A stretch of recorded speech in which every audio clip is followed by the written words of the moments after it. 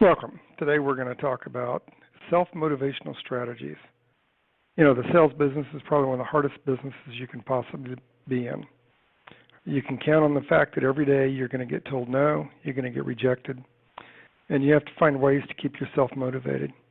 Some of the ways of keeping yourself motivated seem like they're pretty simple, but they're the things that salespeople tend to overlook the most. Having self-motivational strategies is one of the keys to building a six-figure income and a seven-figure business.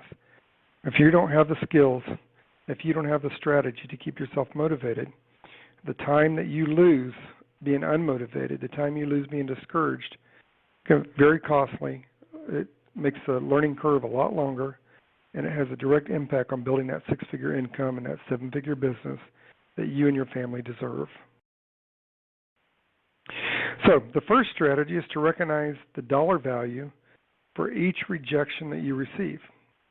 If it takes 50 names or contacts, 50 leads to make 24 contacts, and those 24 contacts get 10 appointments, those 10 appointments get you 8 actual presentations because your prospects only lie when they move their lips, and you close 2 sales out of those 8 sales presentations, and the average cost of your product or service is $2,800, then your first-year commission, in this example, is $577.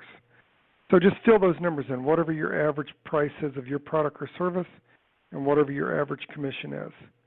So what we're going to do is we're going to look at and recognize what the dollar value is of every contact that we make.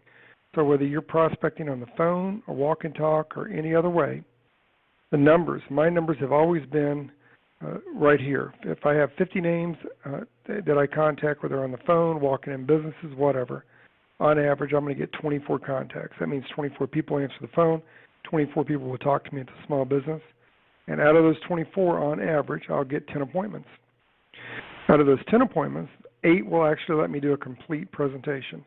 That means they're not a one-legger. That means the decision maker's there. I'll get 8 full presentations.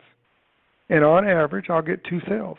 Sometimes I get more sales, sometimes I get less. But if I just extrapolate this out over a 90-day period of time, I can almost predict my income because the average price for my product or service is about $2,800. My average commission is $577. So I can actually predict what my income is going to be over the 13-week period of time, over every quarter. That means that each contact is worth $48. My average commission is $577. I make 2 sales, $1,154. I divide it by the 24 appointments. The 24 contacts. That means every contact, even the ones that say no, is worth $48 to me. This is an important strategy because it gives me the ability to keep a positive attitude. It gives me the ability to make the next call and not be focused on or feel rejected or upset or depressed about one call that didn't make it.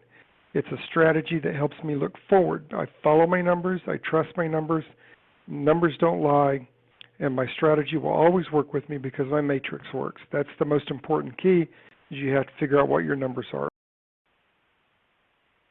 Second strategy is to learn from your mistakes. When your idea, concept, or presentation gets rejected, analyze what went wrong, then change it, and then think of what you can do different next time. Mistakes happen. You're not going to get every sale.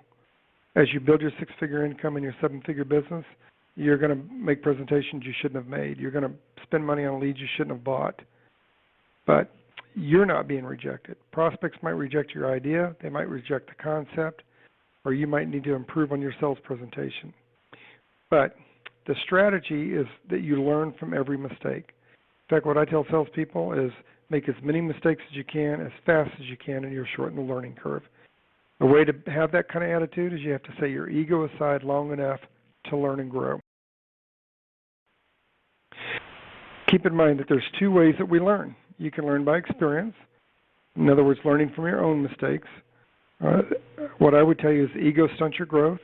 If you think you know the best way to do it and you're going to learn from your own mistakes, it's going to be very costly and expensive for you.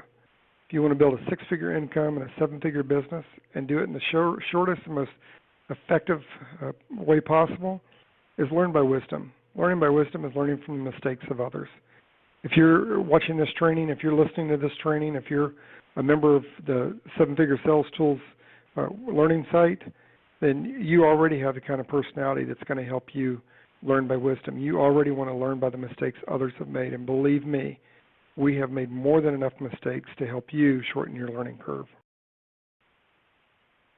The third strategy is never underestimate the value of practice. Every presentation gives you an opportunity to strengthen your sales skills. Don't call leads, don't go into your prospecting to rule people out. Rule them in. The presentation is more important than the sale. The better you get at your presentations, the more closes you're going to have and the more money you make. If you only try to set appointments on people you think are going to buy from you, you will have trouble building a 6-figure income and a 7-figure business. You need people that will allow you and are open-minded to you making a full presentation. The more presentations you make, the better chance you have of closing them, and that's the only way you're going to make money.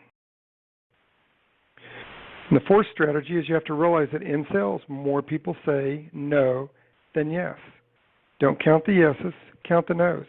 If I'm going to make phone calls, if I'm going to make 80 to 100 phone calls every Monday to schedule 15 appointments for the week, which is what our business plan requires, go back to the business plan training and go through that again if you don't have your activity plan put together. But recognize that more people are going to say the no than yes. The most important thing you can do is get that no or yes as fast as you can. Become proficient at getting people to tell you no. And what you're going to find is you will struggle, because the better you get at getting people to tell you no, the better you get at getting the yeses. And you find it's actually harder to get more no's than yeses because you become more proficient. But the truth is, as you start out, as you build your 6-figure income in your 7-figure business, you have to get good at getting no's, and you can't take it personal. You have to recognize it's a strategy. It's just part of the process of building your 6-figure income in your 7-figure business. And the fifth strategy is nothing succeeds like success.